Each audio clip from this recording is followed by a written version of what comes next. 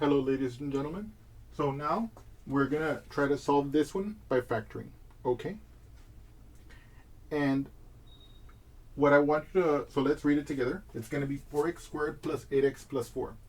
And so the question that you might be asking, and so you might already observe, like, it's a 4x squared as the leading term. And so immediately you might think, oh my God, David, we're going to have to use our technique to make the list of factors based on getting two numbers that multiply to give 4 and getting two numbers that multiply to give 4. In the first case, for the leading coefficient 4. And in the second case, for the constant term 4, just as we did before. And although that's true, and I'll show that to you after the fact, to make a point, what I want to do first is I want to let you observe something that we may not have seen before. And that, of course, we couldn't use previously. And that is that if you look at this, each of the coefficients here is divisible by 4. And so we're going to immediately factor the 4 out. So we end up with 4, open parentheses, x squared plus 2x plus 1 equals 0. And it's like immediately the sky is bluer than it ever was before, because this is obviously going to be a much simpler problem. Or at least we hope, right? If it's factorable, it'll be easier. Because now we can approach it using the question that we have come to know and love. I want you to think about it a moment. What is that question? What is that question? Have you thought of it yet? Okay.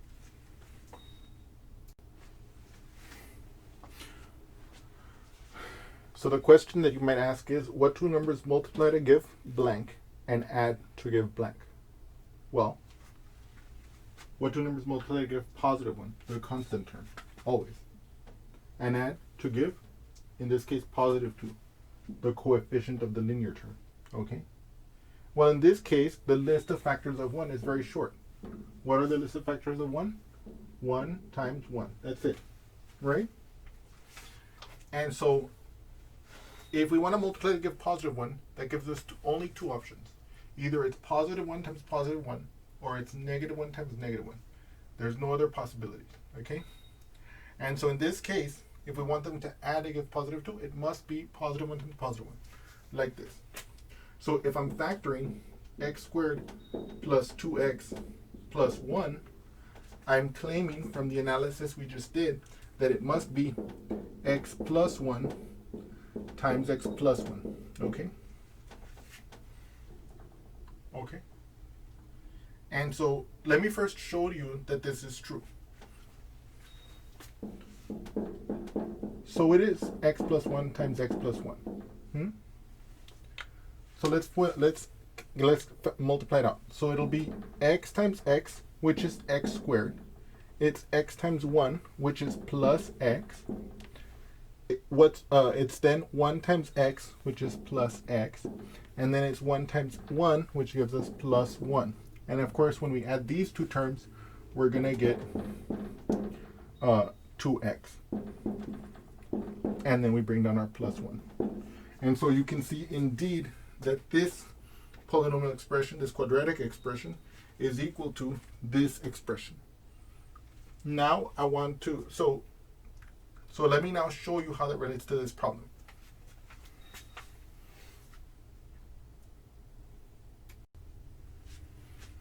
So what we've just seen here is that this expression is identical to that expression, right? And so that means that I can replace this thing in parentheses with that factorization. So it gives me 4 times x plus 1 times x plus 1 equals 0, okay? But now I want to show you something else.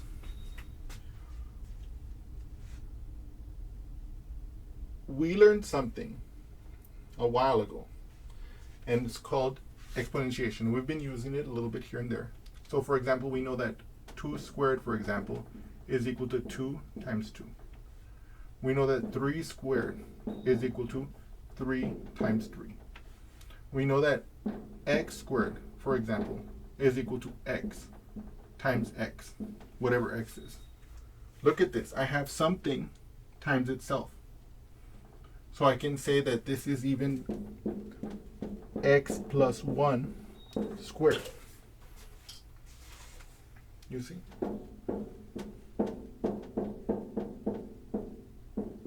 So I can replace this with this. Okay? And so now what I want to do, well, so right now we're going to proceed to solve this equation, and then I want to discuss this, like things that we're observing here a little more.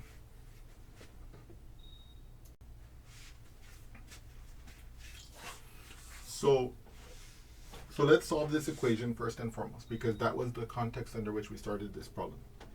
And we were able to factor out the 4 to be able to get this simpler expression, which we were then able to factor. And then what we saw here is that it boiled down to this situation here. So now I have a number 4 times this number, which just happens to be a square, and they're equal to 0. So because of the zero product property, we know that the product of any two numbers, if they multiply to give 0, forces at least one of them to be 0. Okay, either the first one 0 or the second one 0. In this case, it's either x plus 1 squared is 0 or 4 is 0. Now 4 is of course not 0, so it must be the case that x plus 1 squared is 0, right?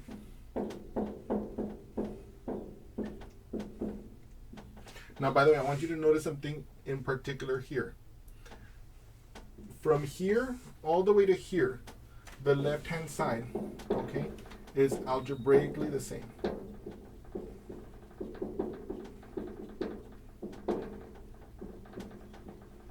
Okay? But here, it's no longer the same. Because this equation has the same solutions as these previous equations. But this equation is, this left-hand side, if you multiply it out, will not give you this, it will not give you this, it will not give you this, it will not give you this, because it no longer has the factor of 4 in front. And I want you to be very careful, and I want you to be very mindful when you're manipulating algebraic expressions about those kind of things that can happen. Okay, so now look at this. What number squared gives you 0? So, well, actually, so what we can do is we can either think about it like that, and we know that, 0 times 0 is 0, and we know that any positive number, when you square it, it'll be positive, because a positive times a positive is a positive. Similarly, we know that any negative, if we square it, a negative times a negative is a positive. So we know that any negative, when you square it, will be a positive. We know that 0 is not positive, and 0 is not negative. And we also know that 0 squared is 0. So we know that the only number that squares is 0. So that forces us to have x plus 1 equal to 0.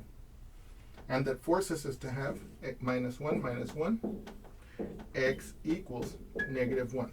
Okay?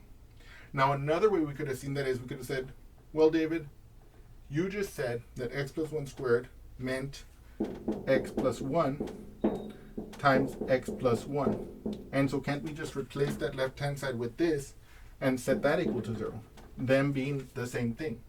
The answer is yes, and then we could use the zero product property on this, and we could say, okay, either this one is 0, x plus 1 is 0, or this one is 0, x plus 1 is 0, which basically ends up being like this. Now, I want to, so we have now found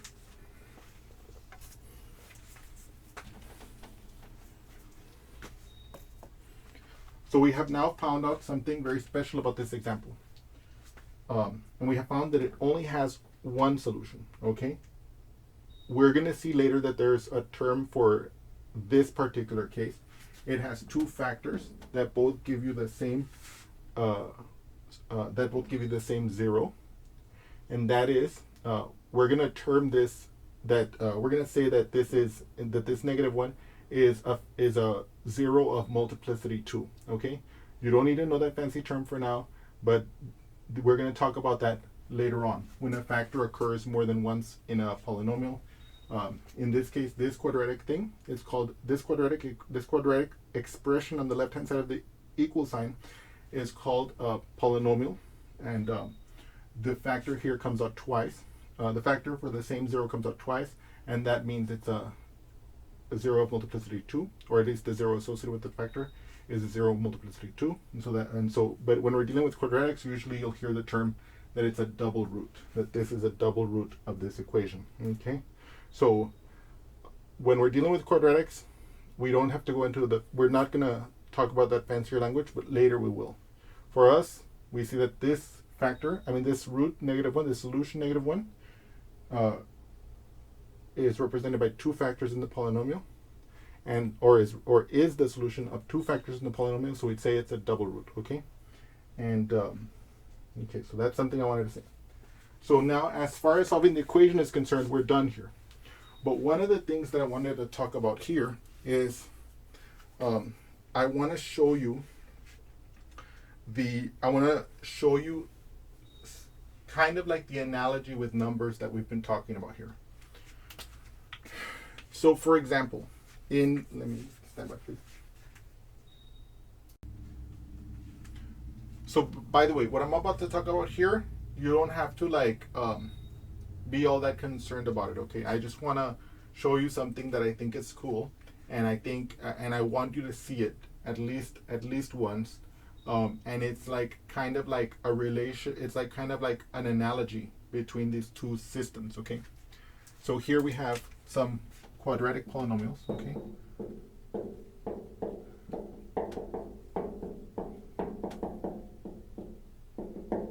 And we saw one of our first examples was to factor this out, and we saw that again, in the context of this discussion we're going to have just here, the factors are going to be terms like this, where we write the factors as ax plus b for some integers a and b, okay?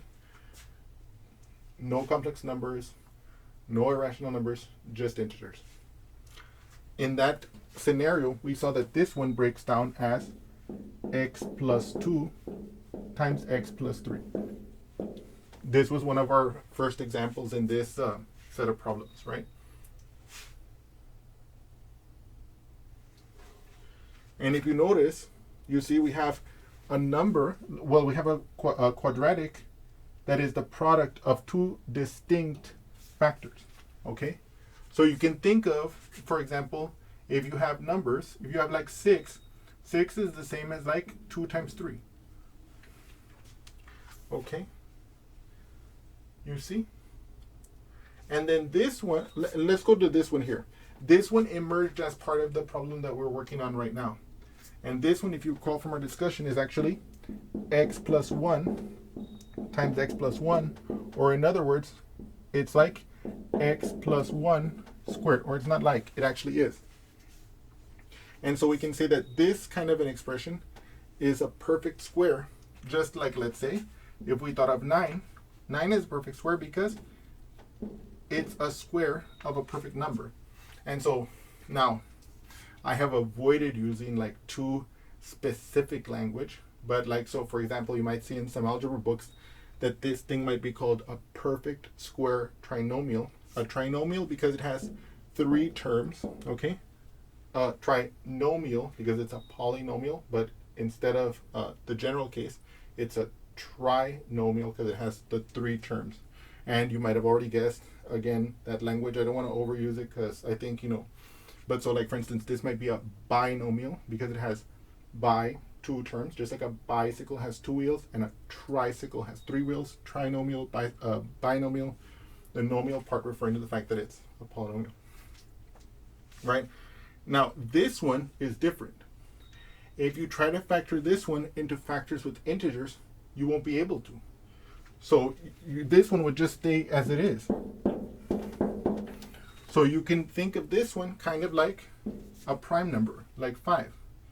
You can factor this as maybe 1 times 5, but in terms of simpler factors, if we want to put it that way, there are none. It's just 5. Okay, in this case, this one, again, with the caveat we mentioned above, that is that the linear factors being with just integers, this one does not simplify, okay? And then finally, something like this would be like a multiple of a perfect square, because we saw that this one was factored as 4 times x plus 1 squared. And so we can imagine that that one's similar to something like Like let's say 108. What is 108? 108 is 3 times 6 squared. 6 times 6 is 36. 36 times 3 is, well, actually we shouldn't use 6 because 6 could be simplified further, and x plus 1 can't be simplified further, so the analogy is not perfect. But what I want you to see here is the analogy between these polynomial things that we're working with and with numbers. And that like they have, like in this case, in the case of the polynomials, they have kind of similar properties. Well, not similar properties, okay? But, well, I mean, yeah, I mean, they have similar properties, and I wanted you to see this analogy, right? We can add polynomials. We can, like, for example, we've seen that already to a certain extent.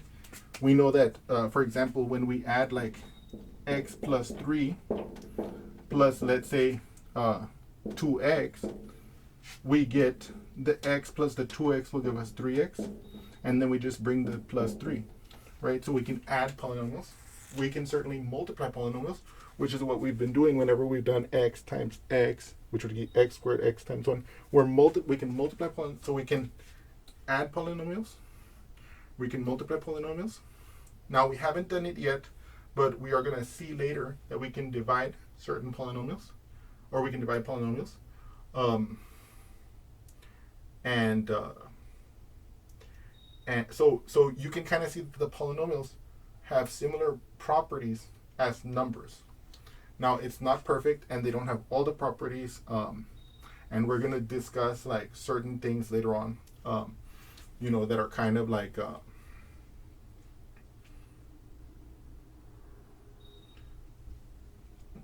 we're going to discuss things that indicate that this is not perfect, okay?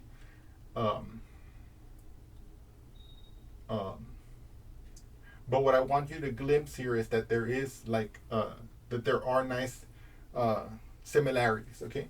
In any case, I don't want to go too far in this because then it can be a super long video that will not help you guys yet, and you know, but I just wanted you to see that a little bit briefly there so that you guys can appreciate that, and so it can like be like a little seed in your brain to think about later. In any case, I hope you've enjoyed this video. I hope that you've enjoyed this this example, and if you want, I recommend that you try factoring it without pulling out the 4, just the way we did. Either the technique I like to use that I showed you first, or the table technique, whichever way you want, or both, you know, if you want to get practice. And anyway, I look forward to, and anyway, I hope that you've enjoyed this, and I'll see you soon.